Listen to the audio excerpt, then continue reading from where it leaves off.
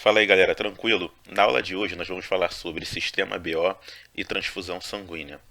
E também sobre fator RH. O sistema BO é um sistema onde a gente classifica o sangue em A, B, AB e O. Tá? Em alguns casos, vocês, ao invés de O, podem também ouvir falar zero.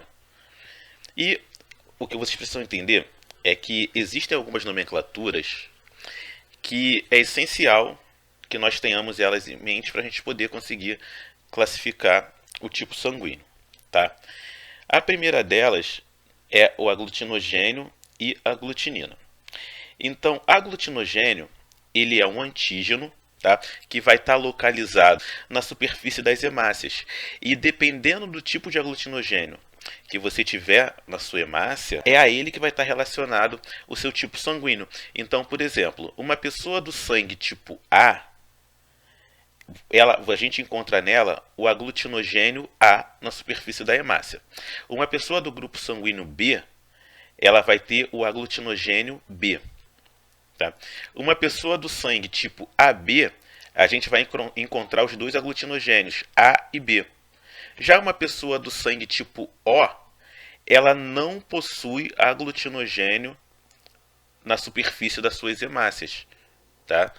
Lembrando que hemácias, né, são as células vermelhas, né, lá no sangue. Tá? E por que isso é importante? Porque, por exemplo, a gente vai ver daqui a pouco que é a falta desse aglutinogênio que faz com que o sangue O seja um doador universal. Né? O que seria isso? Faz com que ele possa doar sangue, né, para qualquer outro grupo sanguíneo. Tá? Aqui, por exemplo, a gente tem um quadro, né, falando dos aglutinogênios relacionados ao grupo sanguíneo. Só que aqui, por exemplo, está escrito antígeno. Né? Lembrando que aglutinogênio ele é considerado um antígeno. Tá? Então a gente vai verificar isso como sinônimos aí quando estivermos estudando. No plasma, né, a gente encontra o que a gente chama de aglutinina. Né? E essas aglutininas elas são anticorpos. Então, quem tem o grupo sanguíneo A vai ter no seu plasma as aglutininas anti-B. Quem é do grupo sanguíneo B vai ter a aglutinina anti-A. Quem é do grupo sanguíneo AB, e isso é muito importante, não possui aglutininas. Ou seja, não possui anticorpos. E isso é muito importante porque é o fato de não ter anticorpos no plasma que faz com que indivíduos do sangue AB possam receber sangue de qualquer outro grupo. Porque imagina, qual que é a função do anticorpo? O anticorpo, ele reconhece substâncias estranhas e ataca, vamos dizer assim, aquela substância estranha. Então, imagina uma pessoa do grupo sanguíneo A. A pessoa é do grupo sanguíneo A e ela possui anticorpo contra o B. Se você injeta sangue B numa pessoa do grupo sanguíneo A, o que vai acontecer? Os anticorpos, né, ou as aglutininas que estão lá no sangue A vão tentar destruir o sangue B. Da mesma forma que os anticorpos anti-A que estão no sangue B vão tentar destruir o sangue A, né? Os antígenos que tem no sangue A. Então, é até por isso que ocorre essa incompatibilidade de transfusão. Tá? Então, a gente tem que ter muita noção na importância de saber quem são os aglutinogênios e quem são as aglutininas. E aí, para fechar os grupos, pessoas do tipo sanguíneo O, elas possuem as duas aglutininas, tanto a anti-A quanto a anti-B. E é exatamente por isso que pessoas do tipo O, por mais que elas doem para qualquer pessoa, elas só podem receber sangue de indivíduos do tipo O. Então, quando a gente olha nesse quadro, quando a gente entende, né, o conceito de aglutinogênio e aglutinina, a gente passa a entender por que O é doador universal, por que AB é um receptor universal. Tá? Então, a gente vai trabalhar bastante esse assunto. E aí, relembrando, o aglutinogênio é ele que define qual que é o tipo sanguíneo da pessoa. Se a pessoa tem o aglutinogênio A, ela é do sangue tipo A. Se a pessoa possui aglutinogênio do tipo B, o grupo sanguíneo dela é o B. Se ela possui A e B, o sangue dela vai ser AB. Se ela não possui aglutinogênio na superfície das hemácias, ela é do tipo O. Em relação à aglutinina, é sempre o contrário, vamos dizer assim, no caso do A e do B. Se a pessoa é do sangue A, ela vai ter aglutinina anti-B. Se a pessoa é do sangue tipo B, ela vai ter a aglutinina anti-A. Se ela é do AB, AB recebe de todo mundo. Então AB não pode ter anticorpo, já que ele recebe de todo mundo. Então AB não possui aglutinina. O sangue do tipo O só recebe do O. Então, por quê? Porque ele possui as duas aglutininas. Ele possui anti-A e anti-B. Aqui esse quadro aqui dá uma visão geral do que a gente acabou de falar, ó. Então, grupo sanguíneo, né? O aglutinogênio que tem em cada grupo sanguíneo, ou não tem, né? No caso do O, e as aglutininas que você encontra em cada grupo sanguíneo também, ó. Grupo A, anti-B. Grupo B, anti-A. AB não possui. Grupo O possui anti-A e anti-B. Não tem como vocês errarem isso. Vamos dar uma exercitada rápida aqui, ó. Assinale a afirmativa incorreta. Pessoas do grupo B possuem aglutinogênio B e aglutinina anti-A. Tá certo, né? A aglutinogênio é o que vai caracterizar o tipo sanguíneo. E a aglutinina é o anticorpo. Então, ó, o aglutinogênio B, pessoa do sangue tipo B. O anticorpo anti-A, o B tem anti-A. Da mesma forma que o A tem anti-B. Então, essa aqui está correta. Ele quer a incorreta. Pessoas do grupo sanguíneo AB são receptores universais? Sim. Agora vamos ver se a definição está certa. Por não apresentarem nenhum tipo de aglutinina. Exatamente. Como não possuem anticorpo, né? Nem anti-A nem anti-B, eles podem receber de todo mundo. Tá certo. Pessoas do grupo sanguíneo B podem doar para o tipo B? Sim, pode para ele mesmo, né? E AB? Sim, porque B é receptor universal, tá certo. Podem receber de B? Sim, né? Todo sangue doa e recebe para ele mesmo. E podem receber de O? Podem, lembra? O é o doador universal, né? Então, por quê? Porque ele não tem aglutinogênio. Então, o O ele pode doar sim para o B. Então, provavelmente errada é essa última, né? Pessoas do tipo sanguíneo O possuem aglutinogênios do tipo anti-A e anti-B. Errada. O não possui aglutinogênio. O que O possui são aglutininas anti-A e anti-B, porque a aglutinina é anticorpo, tá? Para facilitar a vida de vocês, a gente tem um esqueminha aqui para você poder verificar sempre quem doa para quem recebe sangue de quem. Então, o que você vai fazer na prova? Vai montar um esqueminha primeiro. A, B, né? O e AB, tá? Montou esse esqueminha? E aí, como é que você vai fazer? Vamos começar dos mais fáceis. Então, primeiro, a gente sabe que O é um doador universal, ou seja, o O doa para todos os grupos. Então, a gente puxa a setinha do O para todos os outros grupos. Ó, do O para o AB, do O para o B, do O para o A. E o O doando para ele mesmo, né? O AB ele é receptor universal, então o AB já está praticamente pronto. O AB recebe de todo mundo, então a gente vai puxar uma setinha vindo para o AB de todos os outros grupos. Ó. Então, do B para o AB, do A para o AB, o O a gente já tinha, e o AB doando para ele mesmo.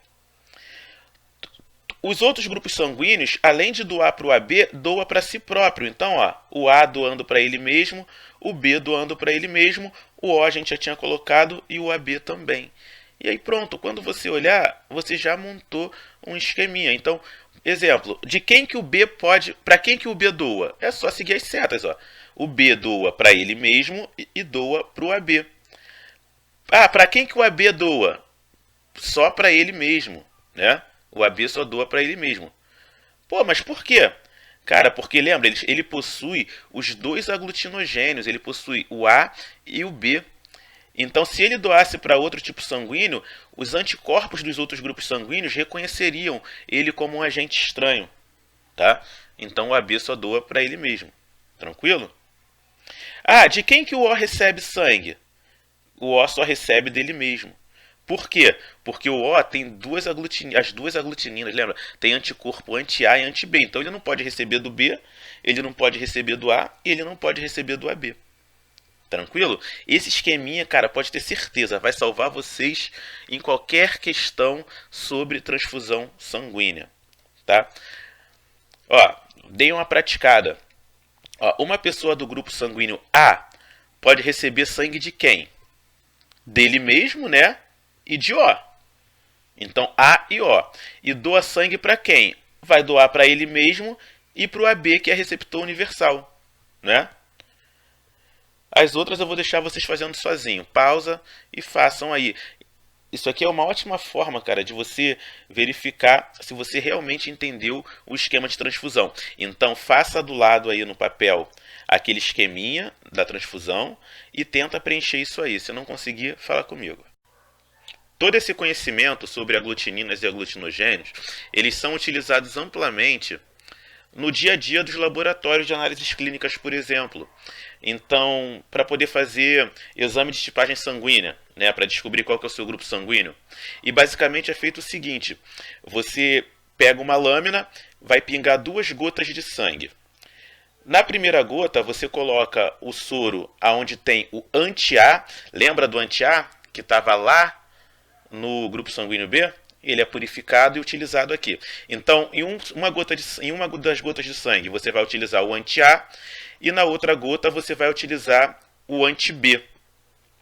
E a ideia é a seguinte: se houver reação, e a gente chama essa reação de aglutinação, né, que é onde as células formam aglomerados, a gente vai falar que o tipo sanguíneo é aquele relacionado ao soro que foi colocado. Então, exemplo, coloquei o anti-A e aglutinou, essa pessoa é do sangue tipo A.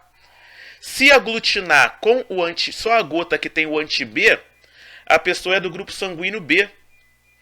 Se aglutinar nas 2 gotas de sangue, é AB, porque aglutinou tanto quando botou o anti-A quanto quando colocou o anti-B. Agora, se não aglutinar em nenhuma das 2 gotas, quer dizer que a pessoa é do tipo O. Vamos dar uma olhada no desenho. Ó.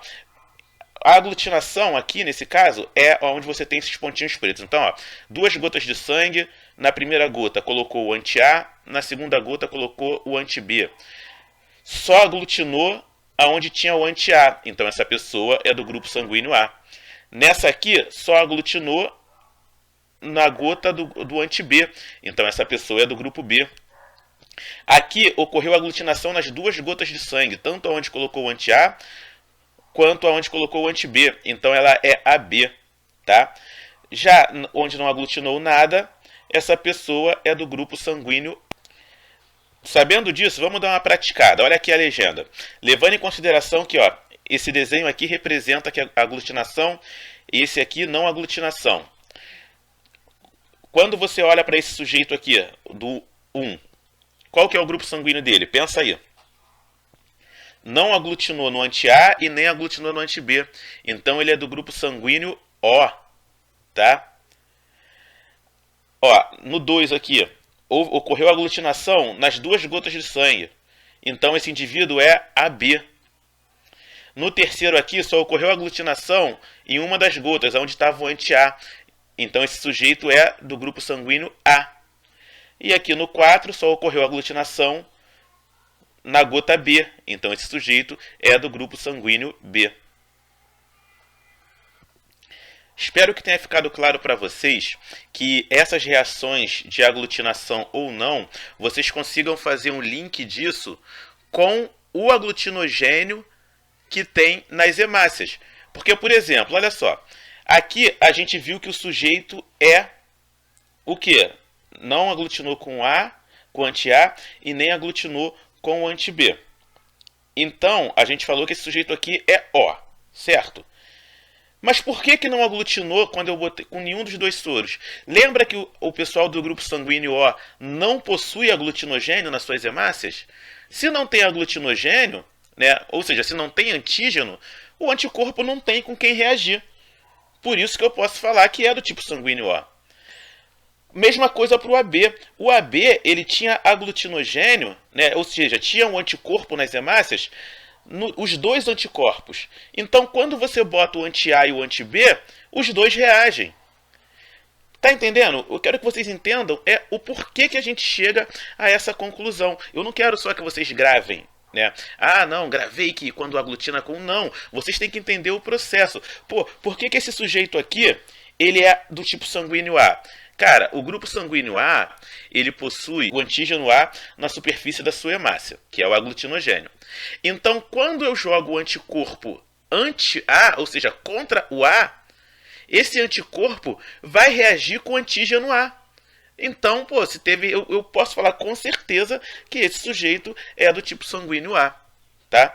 E aí, mais uma vez, se você não entendeu esse pedaço, me chama que eu te explico com mais calma. Pô, professor, mas por que o senhor está falando de tipos sanguíneos, né, dentro da aula de genética, dentro do módulo de genética? Simples, porque essa questão do aglutinogênio, né, é genético. O indivíduo que tem sangue do tipo A, o genótipo dele pode ser isão A, ou isão A, izinho.